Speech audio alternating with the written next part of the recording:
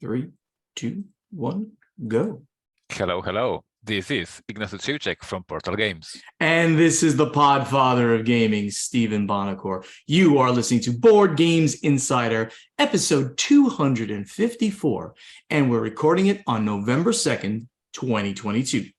Board Games Insider is a proud member of the Dice Tower Network, and the Dice Tower East convention opened up yesterday for ticket sales and hotel sales, and the tickets are going fast. I wanted to give a big shout out to Sharon Madden, who runs Dice Tower East and Dice Tower Retreat down here. She does such an amazing job. She makes everybody happy, so thanks to her for that hard work. You should go get your tickets because they will sell out of Dice Tower East. But you know who didn't do any work to make this happen? That would be Tom Vassen. In all seriousness, I wanted to tell everybody to go register for Dice Tower East before it sells out, and it will, July of 2023, and also to recognize Sharon's great work, and of course to mock Tom, because that's just a good idea. We wanted to make it very clear. So last time I was at the Dice Tower, unfortunately, I got COVID. Yes. So we want to make it very clear. The convention was amazing, and me getting COVID was Tom's fault. Obviously, not Sharon. That's perfect. That's absolutely perfect. So I guess you just stay away from Tom and you'll be fine. Ignacy, what's happening over at Portal Games?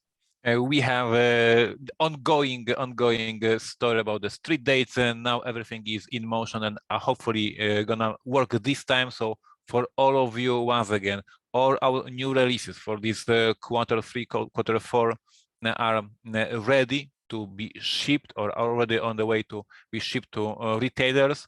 So if you want to get the amazing two-player game Basilica, November 17th. If you want to play solo and you want to have expansion, Raft of the Lighthouse, 17th of November as well. If you want to finally get your hands on this amazing 4X game Brazil that we were presenting at the Gen Con, we were sold out at Gen Con because, as you guys remember, our listeners for sure remember that I was air shipping to Gen Con copies of Brazil. Finally, Brazil is in our warehouse in Florida. Finally, we can start shipping pre-orders, we can start shipping review copies, and we can start shipping to retailers. So the street date will be 24th of November. So basically everything is scheduled for the November, except unfortunately American release of 11. As you guys know, we had a lot of problems logistics. So backers, those of you who supported us on the Kickstarter, will get the game in December, but all of you who decided to wait until the game is released, until the first reviews will show up, you will have to wait until the beginning of the year. I'm very sorry for that, but this is what's happening this year with logistics and China and everything. So basically November Basilica, November Raft of the Lighthouse, November Brazil, and 11 early next year. So this is the business side of the news. For the much more interesting side of the news, that is me bragging. Here is, for all of you who are watching on Podfather of Gaming, this is me bragging. I was a guest speaker at International Book Fair in Krakow. And Nice. Guys, I nailed my seminar. My seminar was super amazing. I was talking about gamification of the famous novels. Nice. On the examples of Dune, Batman, and The Witcher. And on this panel, I didn't know that, but on this panel there was a lady who is very high in management on one of the biggest book chains in Poland, with many bookstores. And she loved the seminar, and I got the invitation to be a guest speaker at a closed event for this chain. So once again, next week, I'm going to brag that I'm a guest speaker because one amazing seminar turned out to be another one, invitation for another seminar. So yes, I'm nailing that. Guys, you need to go to my panels. They are funny and always something interesting.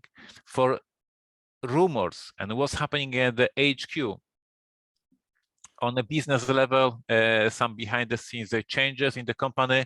We will communicate more, obviously, next year, but we are preparing for the next year, and we are adjusting some of our procedures, organizations, etc., etc. We will communicate later more, but this is what's happening right now. We have 700 copies of 11 prepared to ship from our headquarters. So all the backers who live in Poland and who live in Germany, very close to Poland, we are not using any hubs, we are not using some third-party companies, we are shipping them by ourselves from our warehouse. So my team is now super busy preparing these 700 copies of 11, but I'm happy for all of you, all the backers from Poland and Germany who will finally get these games and will be able to play. We started communicating about the Thorgal. This is our next Kickstarter. Thorgal is a Viking game, adventure game. If you like Vikings, this is a game for you. So we started communicating. Please go to GameFound page, find the Thorgal, Thor. I was going to help you pronounce that. Thorgal, I guess. I mean, it's not even English, I guess. I assume it's like a Nordic. Belgian. It's Belgian comic book about the Vikings. So nobody knows how to pronounce it. For a English speaker, it would be Thorgal, as in like Thor the god. Thorgal. There you go. So go to GameFound and check our first update, and the next update will come very, very soon. Right now with me in the office is Veronica, my co-designer, co-author of all detective games, and we are working on the second Batman. So as you guys know, this year we released Batman Everybody Lies, and me and Veronica are working on the second installment. So it was a very productive day today, very fun. And the last piece of news, our coders confirmed that in November we will have a new army for Neuroshima Hex app. So as always, I strongly recommend to check out this amazing app. If you like strategy games, if you like tactical games, Neuroshima Hex is your best choice, and the new army will be updated this very month. So things are happening. Most important, I nailed it as a guest speaker, and we have also some street dates. Nailed it as the guest speaker at the publishing convention. Is that it? Right. That's very, very cool. Congratulations. And you can almost pronounce Thorgal. That's very good. Okay, over here at the Podfather of Gaming, I'm going to go back and talk a little bit again about the World Series of Board Gaming. So what I did was this week, I recorded 2 more of the semifinal rounds to get people that went into the finals. Now, I recorded the voiceover, the commentary of the actual recording, because the recording obviously happened about a month ago, and we didn't have enough staff, people to do all of the live commentary. So Chris George, the editor, he took those videos and he edited the videos and tightened them up. And then he and I, or I and another member, Brian Muller, we did both Acquire and Carcassonne semifinal tables, and they came out great. So I want to invite everybody. And of course, I also did Terraforming Mars, very near and dear to my heart, just the week before that, which I mentioned last week. So please go over. You can go to the World Series of Board Gaming channel itself, or you can go to the Podfather of Gaming channel, which I know you all subscribe to already, and go to the playlist and go find all of these cool final and semifinal tables and listen to live commentary of a board game, which amazingly enough is really cool. And I think I'm going to predict someday we're going to see on ESPN live streaming commentary of board games for the World Series of Board Gaming. I think it's going to happen. I don't know. I mean, I have no insight into that, but I think it might. Hey, they do cornhole. They do Magic the Gathering. Why can't they do board games? I think they will do board games, my friend. I will disagree with you on January when we do official predictions. So I need to score points from my disagreement. So now I'm just waiting for January. It has to be within a year. I'm not going to make the prediction for 2023, of course.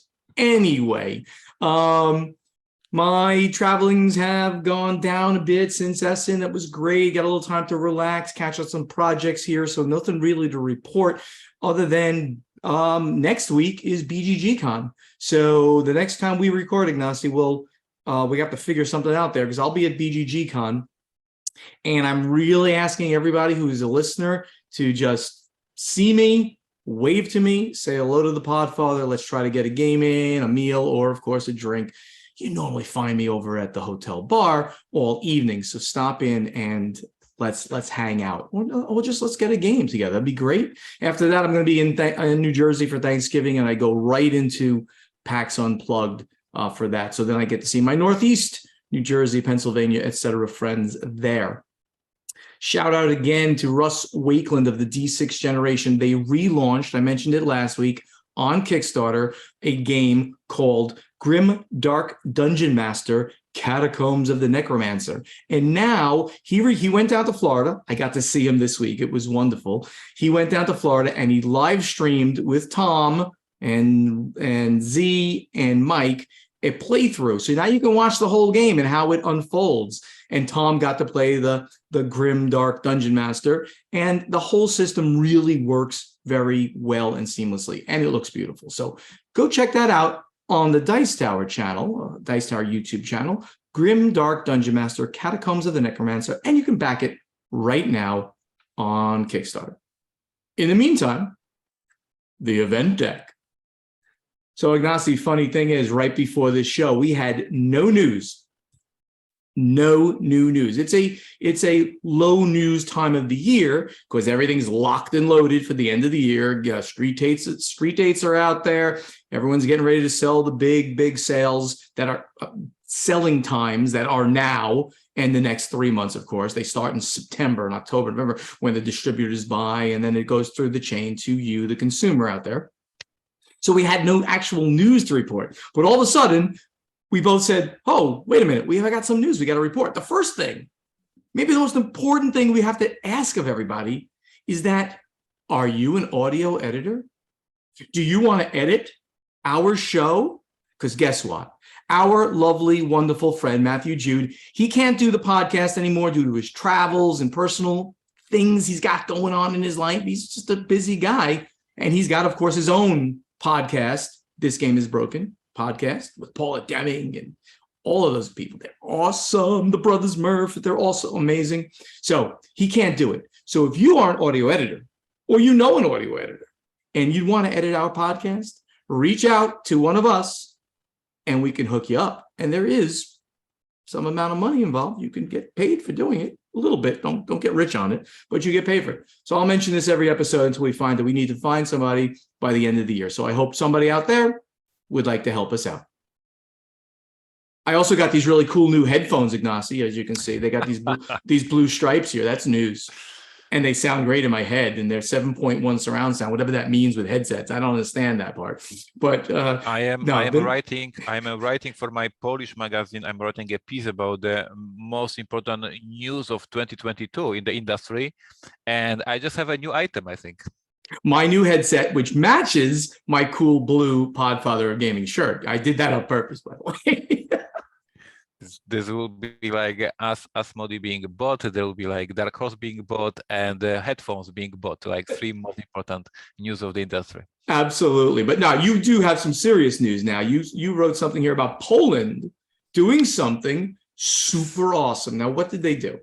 Steven, you need to click the link. So I'm looking at the link. I see a train going by. Nemesis Lockdown. What is this? Click around 1 minute and 50 seconds.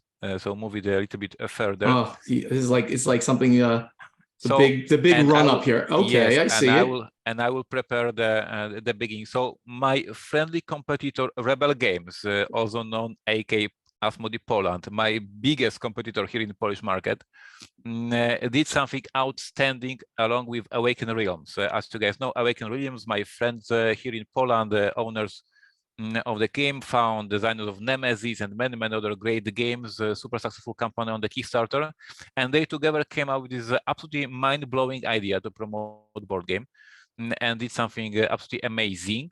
So even though I'm not a huge fan of Rebel Games, because this is my very fierce competitor, I need to give a shout out to them because they did something amazing.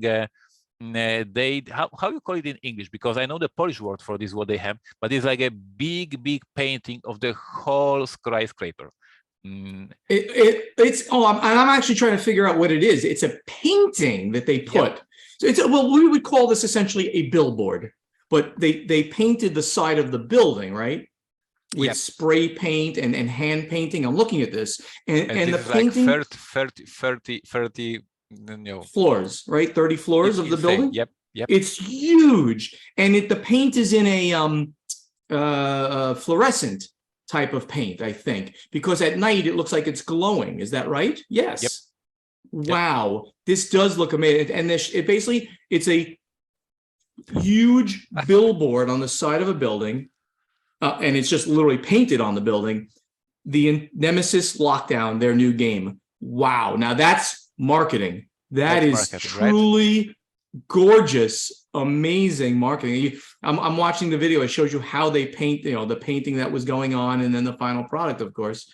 That is stellar, my friend. And when are you going to be doing that for your next release? Well, we are now talking with the city of Chicago to find a good building in Chicago, and yes. No, it's beautiful. I mean, I don't know how our fans can go and watch this, but if you type maybe Nemesis Lockdown Mural, a mural, that's I see that word in the Facebook. It says Planzowick. I can't pronounce. They say Planszowe news is very simple. Planchovenus mural, right? Correct. Very good. So if you probably type Nemesis Lockdown Mural, you'll find this video on Facebook. It's amazing looking. Thank you, Ignacy, for doing that. Yes. The only other thing we're going to mention right now is that one of the major retailers in North America is called Noble Knight Games. They're competitor with Miniature Market, Cool Stuff Inc., and they are going to unionize. The company itself is not behind the unionizing. They're saying, no, we'd rather stay without a union, but their employees, apparently 70% of them are in favor of doing so. So they have petitioned to become a union, and they're working on it. I'm sure that we're going to have more to say about this, but 2 articles in a row in 2 different days on ICV2 came up indicating this was happening. And they are a pretty big company, so they've got both brick and mortar and online. So we'll see how that plays out. We'll talk about that as it does. In the meantime, Ignacy, let's go to strategy and tactics. All right, so our first question comes from Vincenzo Avarello out in Minnesota, a good friend of mine who used to live in New Jersey. He's at Zacco Soldier. I was thinking about licensing to service websites like Board Game Arena and how that affects a physical publisher. Do the companies share the play data with the licensor, like number of plays, number of players, where they're playing, how many times people play, or do you use that and how do you use that for print decisions? If they are going to add a game of yours, will you try to have that out in physical? So he's asking, like, how a site like Board Game Arena, which most of it is non-paying, you go on and you play, how that interfaces with the publisher in general, and is there data shared, like of the number of plays, and is there a tie into the physical? Ignacy, give me your take on this, and then I can add to it. So first, the super simple, yes, we get the data. So Portal Games is working with Tabletopia, is one of these sites that provide these services, and yes, we have the full access, how many hours were spent, what people are playing, which factions they are, like, I have a lot of data from that. So this is very simple. Yes, they do it for them. For the IT teams, it's very simple to export such a data and provide to the publisher. And then the question is if it influences our print runs. Not yet. For me, for Portal Games, and for most of the publishers, we use these websites to promote our evergreen. So if I have a Detective, I have a Imperial Settlers, I have a Neuroshima Hex, I use this website to promote these evergreens. So I don't need this data to decide if I do a reprint. Obviously, I'm doing reprints for these games. What we can see in the future, and I'm very optimistic about that more and more companies will decide to first present such a game on a platform, and based on the hype, based on the buzz, based on the users playing this demo version of the game, then see if they need to do a 3,000 copies, of 8,000 copies, or 30,000 copies based on the buzz. So I would say in the future, we may do it like that. I know that it is in video games industry very common to have this green light, so like early access to the game, and then they see if there is a hype about the game. I think our industry is not there yet, but I see here a potential. Everything Ignacy said, yeah, I agree with. The data is always shared, regardless of the relationship. We as publishers, right? We own that IP. So if we're allowing them to put it there, or if there's a monetary share, because that happens a lot too, all the data that they scrape would be shared back, and that all could play into if they were charging for premium content or something. That would play into how much money the publisher would get back from the site, for instance. Exactly. As far as like print decisions, I don't know if there's much tie in there at all. Certainly if it's popular enough to be on a site and getting a lot of plays, the publisher is going to want to keep it in print. I mean, so that's just a thing that they would monitor, how much is getting played there and when you're going to bring it back. But as far as the data sharing and the number of players and all that, you can use that as a judge on how well the game is still doing for you. Ben Stein, who's Ben One Music, he says, what do you think would have happened to the board game industry in 2020 without the pandemic and resulting supply chain issues? Could there actually have been an oversupply of games, putting more companies out of business than we actually saw?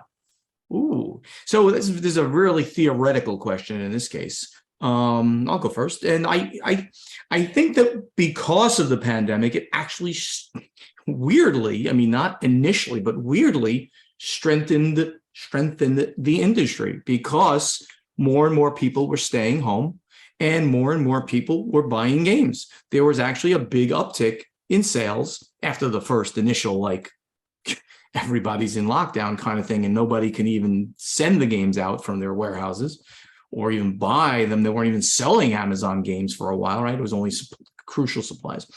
So net, I think it worked in the industry's favor, which even more reinforces the entire we are immune.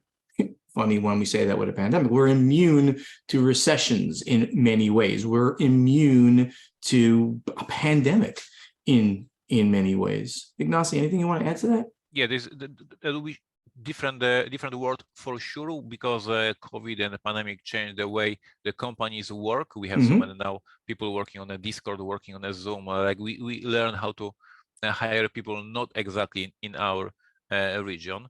For sure, we would sell less games because this pandemic period was amazing for evergreens. But on the other hand, now is balancing out. I mentioned many times here in this podcast that 2022 for my company and my other is terrible in terms of the logistics. So there's like a follow-up. It was amazing 2020, 2021 with the sales, but now we have these logistic problems and we are tripping over with our releases. So the world would be different. We don't know if it would be better or worse. For sure, it will be different. I wish there was no COVID. That's the bottom line. Let's all agree to that. We wish we had not gone through all of this, regardless of the effect on the industry. It's not like, yeah, let's have another pandemic. Come on, no, we don't want a pandemic. So I mean, there's so much pain that we go through due to something of that kind of nature. And there's another thing to add, because he might mention, would we have had an oversupply if we had not had it? I don't think that would have changed. I mean, it would have been the same idea. We actually had undersupply due to the supply chain issues. Good example was Terraforming Mars was projected to have enough supply to go through 2020 into the first quarter of 2021, and they sold out before the fourth quarter started in 2020. So that kind of craziness happened. But would we had an oversupply? Would more companies have gone out of business? No, I don't think that would have happened. That's too hard to predict anyway. Peter Ferguson, he's at Gatekeeper 3000, and he's referring to our 210, number 210 podcast in regards to the Fantasy Flight ransomware attack. Have any new details come out? Why weren't backups made or any backups compromised? So no, I mean, I'm gonna stop even reading this, because after this it just becomes us trying to speculate. No, this is what happened due to certain people confiding that that this did happen, and why could it not have been prevented? Or maybe it could have and just wasn't. That would be complete speculation. I do have an IT background, but knowing their internal systems is a whole nother story. So I'm not going to go deeper into that. Unless Ignacy wants to say anything, we'll just continue. Yeah, I have nothing to as we discussed this in the previous episodes. That basically we are in this situation that the industry is growing. There is a lot of more and more money involved in the industry, but we as organizations we need to learn, and there is no enough culture yet for different procedures in the organizations, and I would say that many companies don't have enough security because it was just a small company growing, and you have to learn how to work as a professional big company. So as I said, we are working now with the bigger money these days, but we have to be better prepared to manage these operations. Yeah, exactly. Sorry, Peter. I just don't want to go any deeper. I was provided that information and not any other information like he mentions, like whether people fired or anything. I was not provided any of that, and neither do what I have asked for it. So I just don't want to go deeper into something that completely is like behind a wall. I don't want to go into deep. So sorry, Peter, for that. Michael Wagner, he's at Wagner ML2. Hi, Ignacy and Steven. Can you talk about licensed IP games a bit? I'm curious, when designing, producing a licensed game, does someone first seek out the license and then determine the mechanisms around it? Or does it make more sense to design the mechanisms and then seek out the license holder and pitch it? Seems a chicken and egg scenario. Well, Ignacy, you are the best person maybe in the world to answer this question, since you got the Batman license and you had a game. Now, how did it work? Chicken or the egg? What came first? Yeah, once again, both strategies are legit. As we say, there is no one's best solution. So on one hand, you may decide that you can design a game from the scratch, and this is what we are doing, that we are creating these Batman games or this Dune game from the scratch using the system of Detective. There's a lot of work involved, a lot of brainstorming, new writing, new stuff generated. And on the other hand, it is possible that we sign a contract or anyone else signs a contract. And the best example would be a love letter Batman. So you have an existing card game, you just paste the artwork on it, you paste the IP on it, and you have the product on the market. We could do the same with the Neuroshima Hex, for instance. Neuroshima Hex Dune, and they are fighting over the Iraqis, and it would be working perfectly. So both ways are possible. Either just having a ready game, buy license, paste the license, and put on the market, or first pursue the license and then start designing the game. We mentioned a couple of episodes ago the new game from Simon, very dear to the heart of Steven, because based on the War of the Ring the mechanism, there is a game set on the Iraqis right now. Yes, so once again, there was an existing system, existing game, and they said we have an IP, let's merge these two concepts. So there is no one solution. As we always say, both sides want to earn as much money doing lowest possible work. This is our goals. For me, it's not working very well because I'm working hard to make these cases. And the only thing I'm going to add is, without going down the road, because I can't talk right now, you can definitely pitch the idea for a game and then design the game. And that's all I'm going to mention because of something that's happening. And I'm going to be mysterious about that, Ignacy. And we have Matthew do something like boom, boom, boom. If he catches that, yeah. Rob Long, who's at RK Long 3. Hello, Ignacy and Steven. First-time writer, but I've been listening to the podcast for almost a year now. I find your takes on the industry fascinating. Thank you for all you do. Thank you, Rob. Appreciate it. As I write this, it is Cyber Monday. This would have been Cyber Monday from November 2021 is when he wrote it. I've noticed some huge board game sales this year, and some of the more significant sales were over 50% off retail prices. Wow.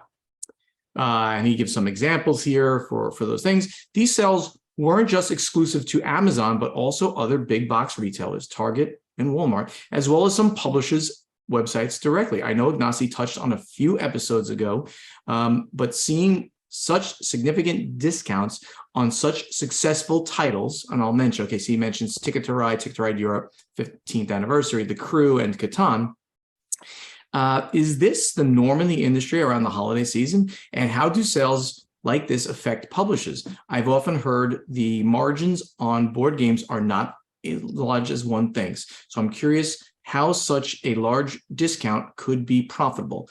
Is it purely a case of offloading excess inventory? I am very curious to hear some further thoughts on these types of things and extreme discounts. So Ignacy, this is a it's a very deep issue, and it goes into how games are marketed. It goes into how games are placed in these big retailers. It goes into when that many eyeballs are hitting these sites, how we as publishers, or you as publishers and me formerly, can leverage some of those sales. So I don't know, do you want to go into some of the ways you do it, or this is kind of really inside baseball, this one?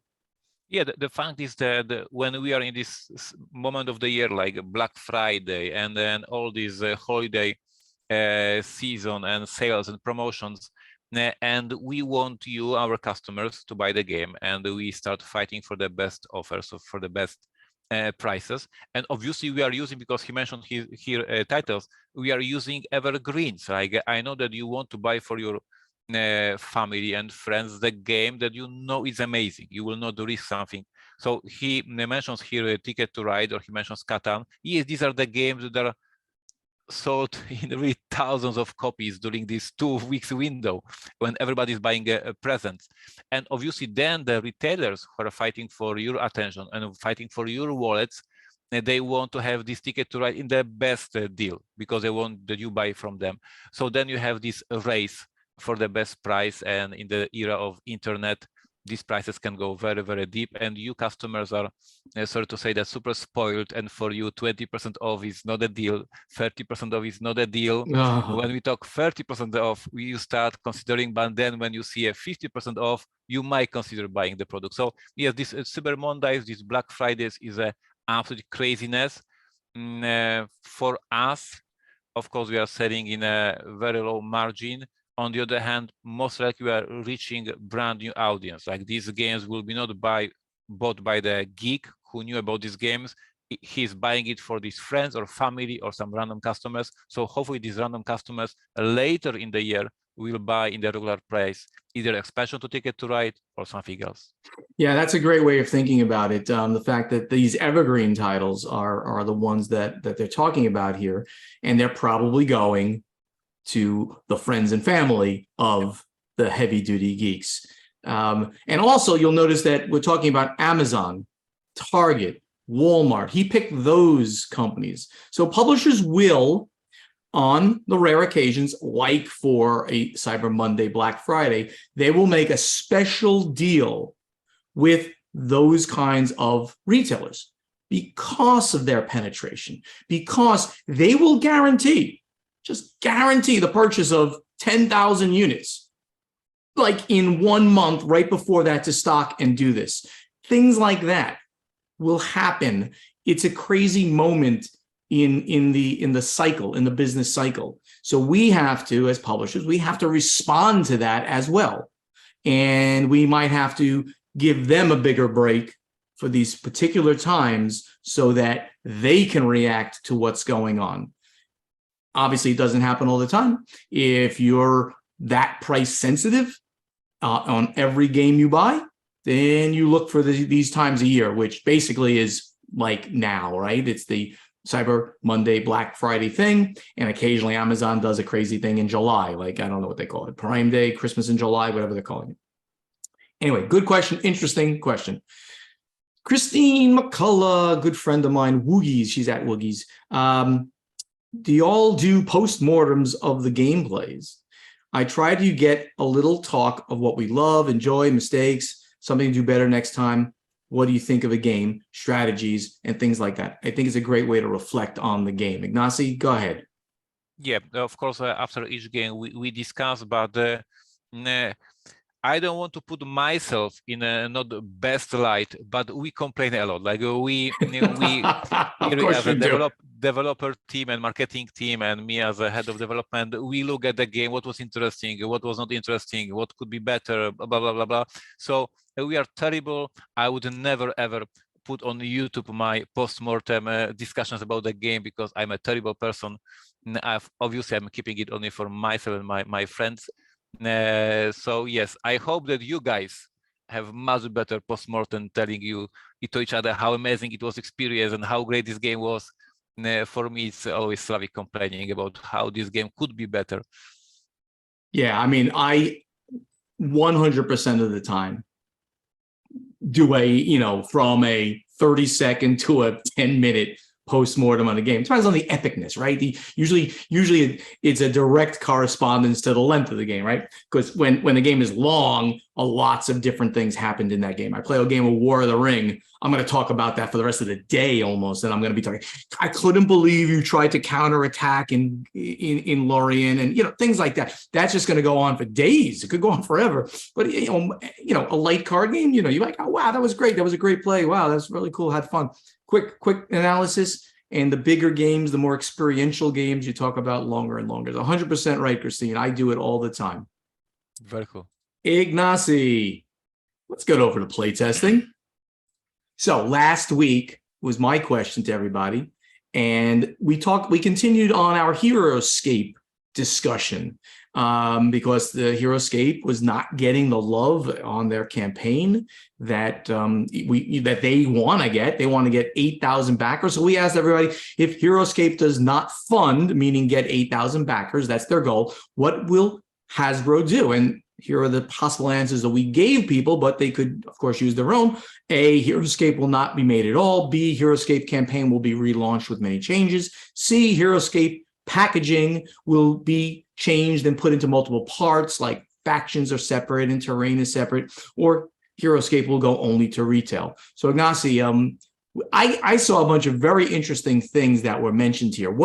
Which ones did you see that were interesting to you? The one that I mostly disagree is the one from Kurt. He said, I believe they will relaunch the campaign. I don't believe. And offer more options. I don't believe. Mostly a cheaper base set and a whole bunch of add-ons with terrain and factions. This one I could believe that they would just split the big box into a couple of smaller boxes. But basically, Kurt, you are wrong. And Hasbro will prove I'm right in a few weeks or months when they will decide what to do next.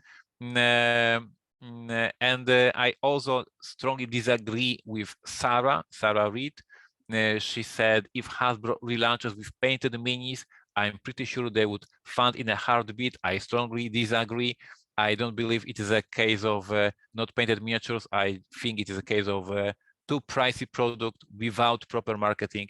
So color miniatures or not color miniatures, in my opinion, is not a difference. So these are the two posts that I disagree with, but obviously we have no clue what will happen. Yeah, no, I mean, I disagree with you, and I agree with Sarah that if they had painted miniatures in this thing would have funded in a really. Because see, I think that a lot of people are looking at. I'm painting miniatures. Maybe I have different perspectives. Oh, because you're a painter. Yep. I am not a painter. I don't have the patience. I don't have the eyes. I don't paint. But all of the original Heroscape came out painted. So that was one of the big things. Like, wow, they're not painted. I don't know. So maybe that's not a thing for people. But I disagree with you. I think that would have. Sarah, with this statement, I disagree with myself, and I agree, Sarah. So I didn't know that the original one was painted. Oh, okay. So for you guys, is the case that now it is not painted and super expensive. Yes, and that's where well, then you didn't know as much as some people about Heroscape. But this is a funny thing. There are people in our guild that said, "What's Heroscape?" Or they said, like, I had really never heard of this until the campaign, so I don't have any connection back to it. I thought that was interesting that people I mean, I guess, the older you are and the older in the hobby, because a lot of gamers in the hobby are 5 years old, only 5 years in the hobby. So they have no connection to this. If you're not at least 12 years or more in the hobby, this game was out of print and you just missed it and you never saw it, and that was it. So that I find to be interesting. There are people just that don't know about it, don't care about it. But we did get the people like Mike Wallach. He said, I think the game will still be released to retail, but it will be a different edition. And I thought I had another one here, and I can't find it. Evan Halbert. Currently, it's best as a crowdfunding project. They'll likely relaunch on a more known platform like Kickstarter or GameFound and fund to wild success. So, Evan, that one I think is 100% incorrect. I love the fact we're like arguing with because Hasbro is a huge company. They're bigger than Asmodee, and they have created their own platform. They're only going to launch here or not going to launch on here. So we had some wild opinions here, which I think is great. I love the fact that we've got a whole slew of things. Currently, we're going to report now that they are at 3,136 backers of the target 8,000, but they have less than 2 weeks to go. Who knows? I've been told that they made some changes into this, but I mean, maybe only to the page. It doesn't look like they're what they have going here is any different. You still have to back for the full amount, $250. I think that's $249 is your buy-in on this. So we'll see. I'm still interested to see how this goes. I think Heroscape's a great game, and I'm very excited that it's back. Who knows how it's going to play out? We'll tell you about it. Ignacy, you have a question now, the new one for this week, which is amazing question, and it is: what non-board gaming podcast do you listen to and would recommend to the Board Game Insider community? So we discussed many times about our board gaming hobby, board gaming podcast, etc., etc. But let's make our interest a little bit wider, and let's talk about other interesting podcasts that you guys are listening that are nothing to do with board games. So I'm adding to your question, and if you don't mind me doing so, and then you can put this entire thing into the guild. I also said so, and this includes video podcasts and live streams, because a lot of our listeners now are only watching things, right? So for me, the beginning of the question is that, is an audio. I listen to none of them, sadly. I don't. Seriously, you are done with podcast because it was super popular like 5 years ago, and now it's not a thing anymore.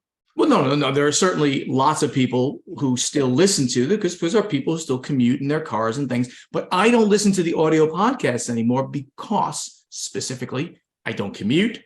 I'm here at my house.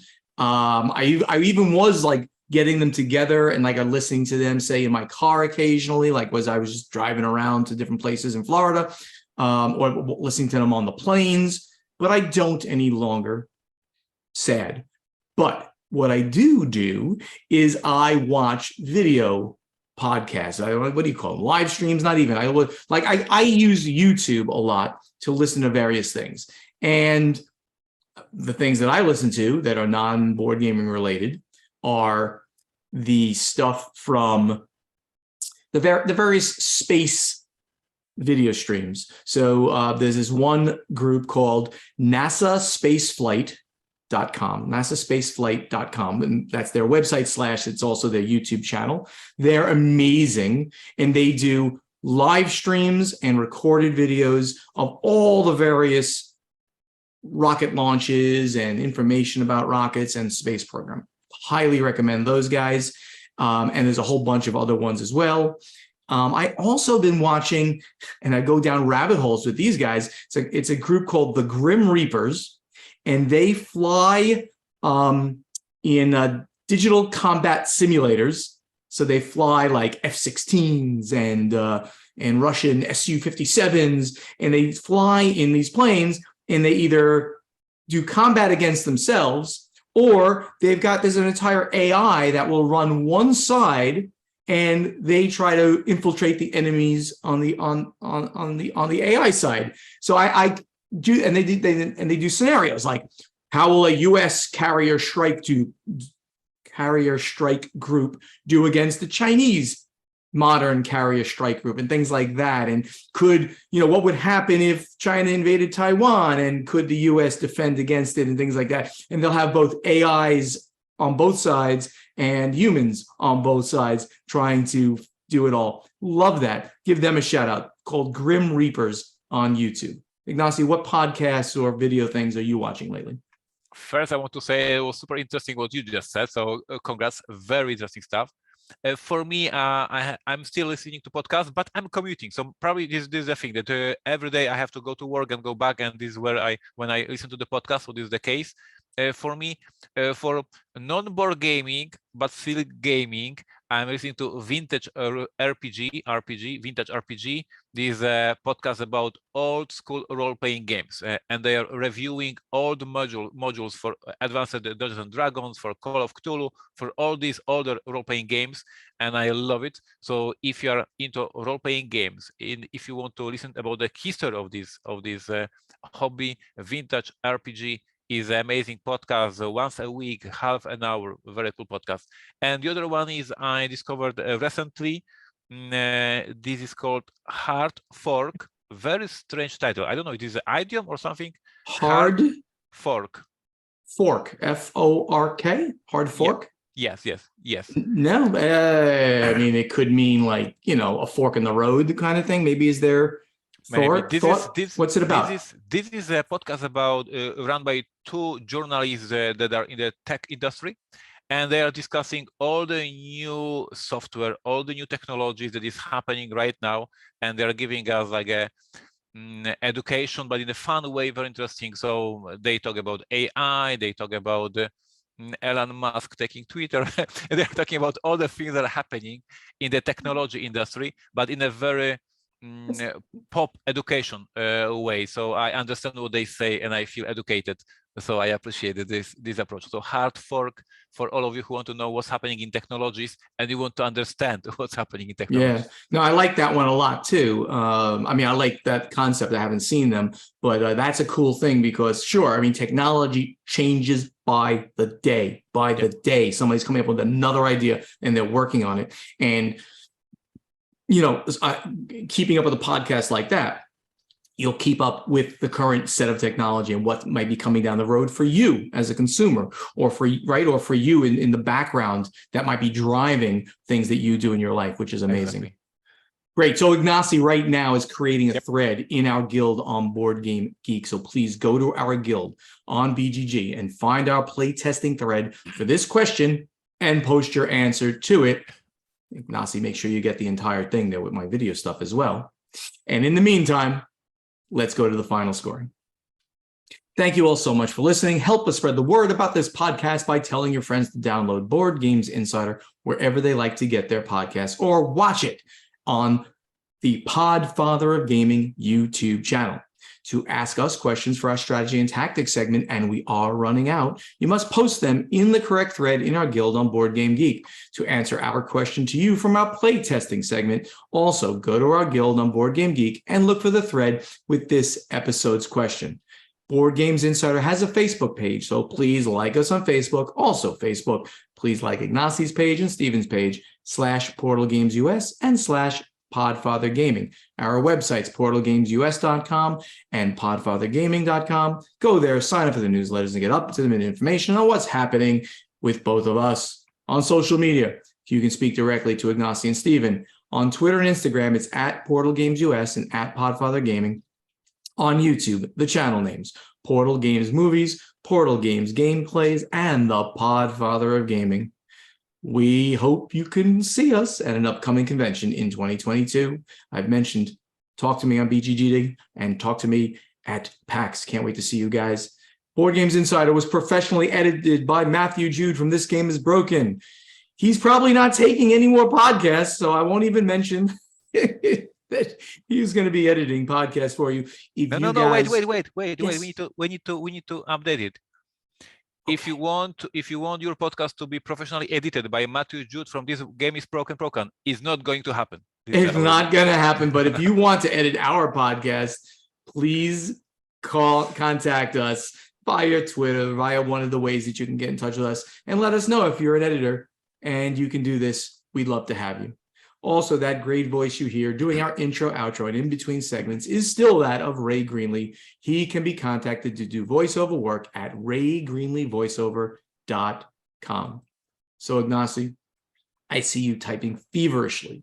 Yes, I have a small reminder at the end of the show, guys. I want to invite you to check my blog, ignacytrzewicek.com.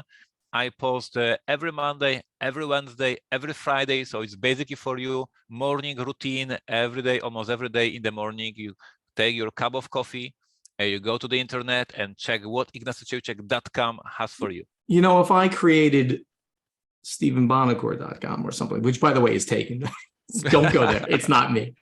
If I created my own website, and, you know, more people could spell my name than spell your name. I just want to point that out. So no one's going to find this. Why couldn't you make it like, you know, Gaming Designer God or something like that? People would find that. No comments. I'm sure it's an awesome, awesome blog. I'm going to actually go right now. I'm going to do this.